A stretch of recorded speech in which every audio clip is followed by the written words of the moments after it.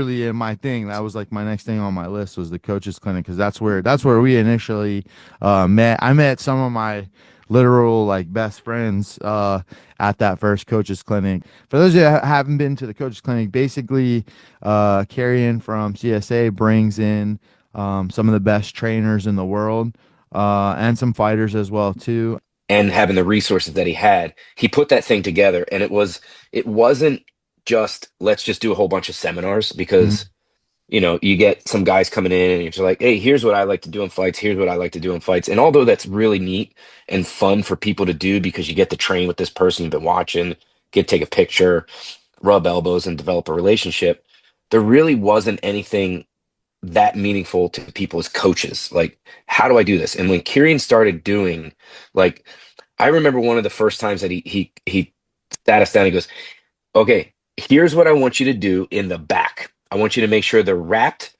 Like, I think it was like 10 fights. If they're on the first part of the card, I'm wrapping as soon as I get to the venue. Mhm. If they're fight number 5, I'm wrapping before fight number 1. If they're fight number 10, I'm like, holy shit! Like, this is so clear and so concise. And then once you get into the ring, here's what I want you to do and say in between round 1 and round 2." Mhm. And it was so efficient and it was so easy to digest that I fundamentally, like, he deserves a lot of credit for the arc that USA Muay Thai has had Oh over the yeah. last 15 years. The martial arts aspect of it has always been really important to me because that's all it's been a part of my life since I was 6. I've coasted in and out for years at a time, but for the most part, I've always found myself back in it.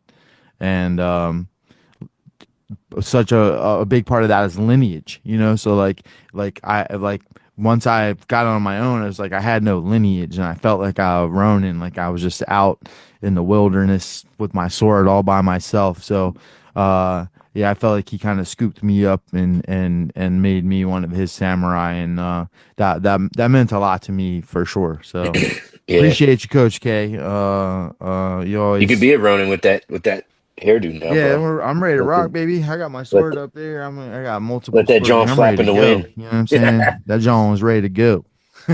Do you say you're allowed Yes, to use sir. that word, aren't you? Yes, sir. Yes, sir. I'm Well done, close sir. enough to PA, right? You're all right. Yeah, Uh, you're all right.